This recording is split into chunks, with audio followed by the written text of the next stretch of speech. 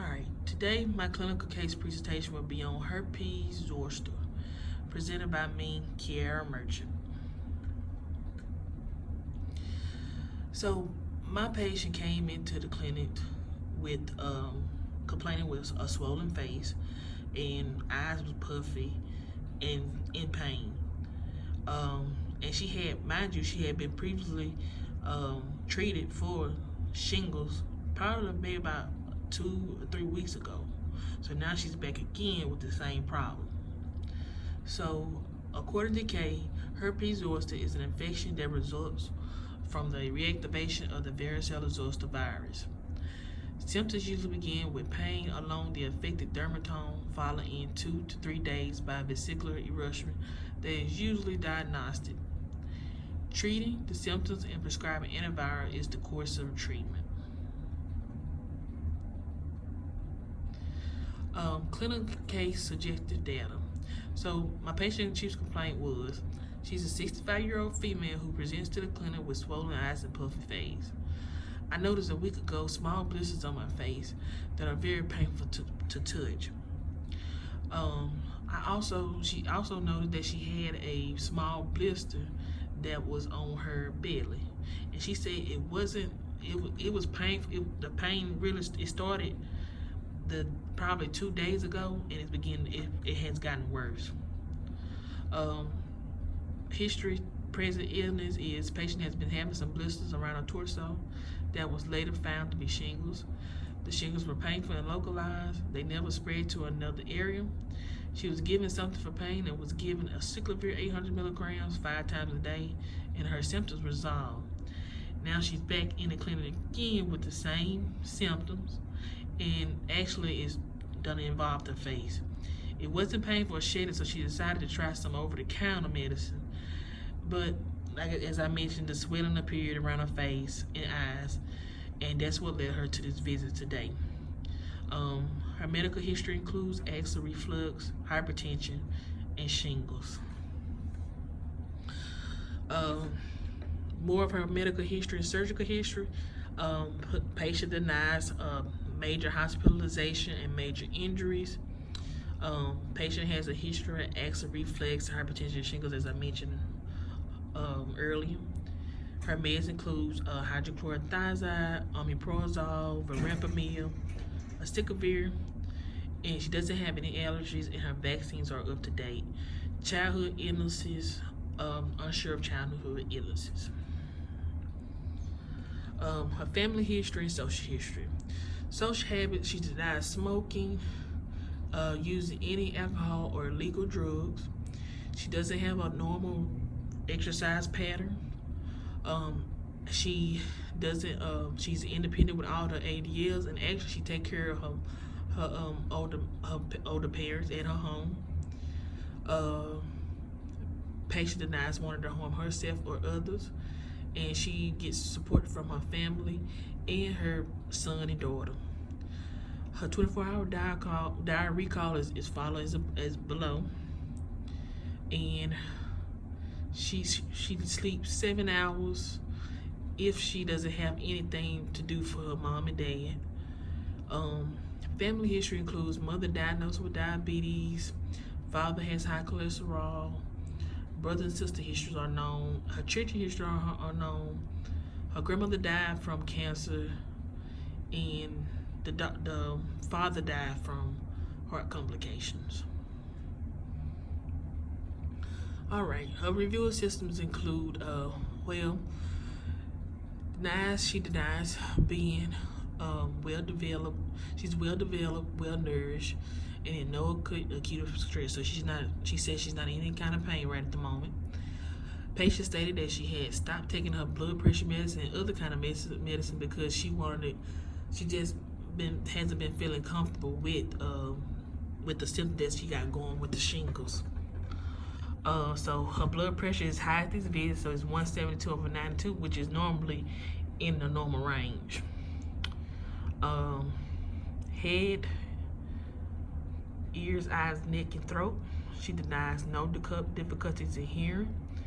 She denies no pain or discharging from the ears. She denies sinus congestion, nasal pain, or discharge from the nose. She also denies sore throat and dysphagia. She denies having headaches or dizziness, and face is swollen with signs of erythema. Patient is having some eye pain and some discharge.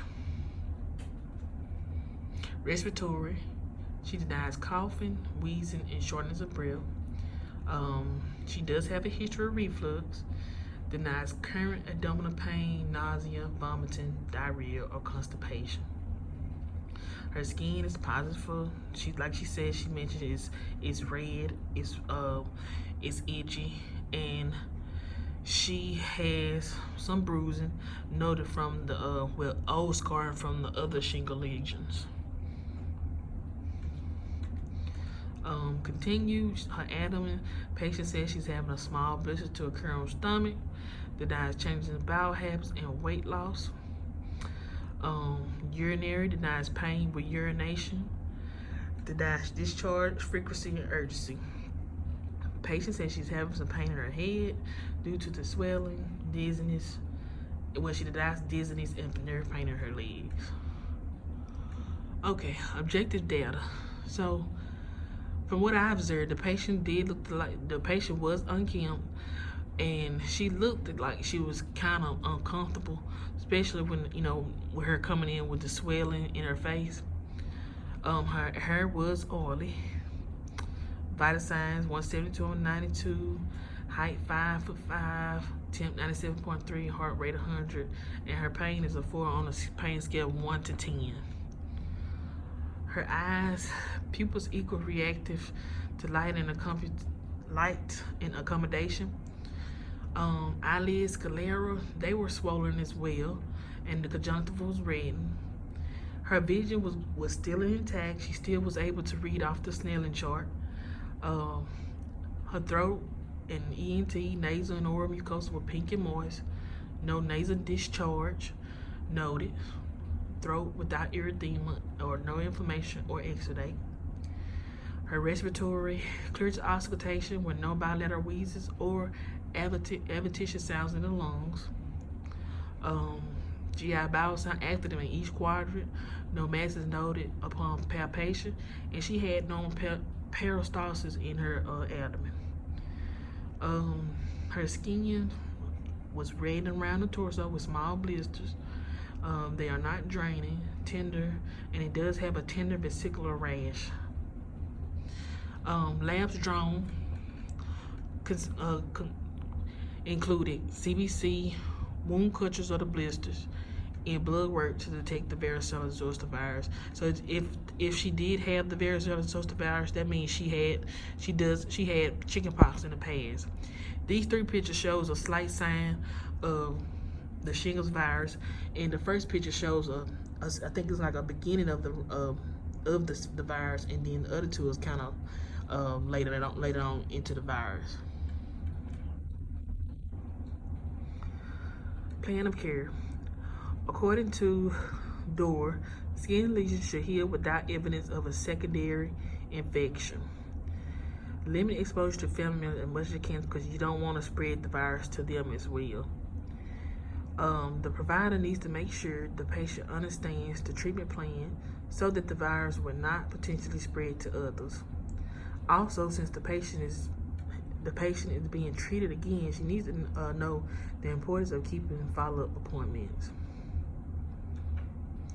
Her differential diagnosis, she has 5 that I listed below, are atopic dermatitis, psoriasis, eczema, allergic skin reaction, chickenpox, and her medical diagnosis was the herpes zoster virus. Plan of management includes the patient complaint was swollen face with a burning rash on her torso. So with that, she's going to be prescribed the prednisone for the swelling and inflammation, and possibly ibuprofen or Tylenol to help limit some of her pain. For the blisters, the provider will give a Cyclovir 800, and the patient will be referred to dermatology. And we need to make sure that she follow up with dermatology, because the reason why she came to her second visit is because she canceled her visit for dermatology. So next time we'll have to let her know that she won't be able to be treated again until she goes see dermatology. Cool compresses may be used to help with the burning also, and topical creams for itching. So for this patient theoretical framework, I chose to use the Hip and Art of Clinical Nursing by Ernestine Weidenbach. The patient is considered to be someone who is receiving help, or someone is helping someone in need of assistance. The patient is any person who has entered the healthcare system and is receiving help of some kind, such as care, teaching, or advice. The patient need not be ill, since someone receiving help-related education will qualify as a patient. The patient is in this case log is seeking help and a solution to her condition. By delivering care to the patient, this is part of the theory philosophy. The provider who is giving the care is showing the role of the art of nursing. This slide shows patient education and provider handout. The first one shows people who are at risk of getting shingles and complications. So usually it's older adults and patients who are immunocompromised with HIV or anything, such as people who take immunocompromised medicines. The other ones are just basic information that you need to know: how many people will be affected with shingles. This one say up to 51% of cases occur in individuals 60 years and older, individuals with certain cancers, a weakened immune system, or organ transplants are at greater risk for getting shingles. Individuals with a family history of shingles are at higher risk for getting shingles. 1/3 of the population is at risk for developing shingles. The last sheet shows a fact sheet that is usually given to patients who have been diagnosed with shingles, and it just basically tells them how to treat the disease and what all they need to do to wash their linen, and who do they need not to be in contact with. Education continued. According to Smith, you want to wear a clean cotton undershirt each day. So you don't want to keep wearing the same shirt, because if you wear the same shirt and it's been subjected to the virus, it's possible that you could spread the lesion to other areas of your body too. So you want to make sure that it's clean at all times. You want to trim your fingernails and keep them sharp, because you have the cream that's going to be prescribed to this patient, she's going to have to put the cream on herself, and she's going to have to, with each use, she want to make sure that the under her fingernails doesn't carry the virus as well. So you want to make sure that she washes her hand every time she applies that cream to one of the lesions in a body part of her body. You want to make sure that she takes the medicine as instructed for the lesions. And you want to also educate patients on expected course of shingles and possible complications. Advise use of over-the-counter acetaminophen and ibuprofen for pain and relief. Educate on preventing secondary infection by not scratching the area. Patient encouraged to follow up in 1 week for recheck and to ensure no complication. Alright, these are the 2 references that I used in my PowerPoint. And this concludes my presentation. I hope you all enjoy. Thank you.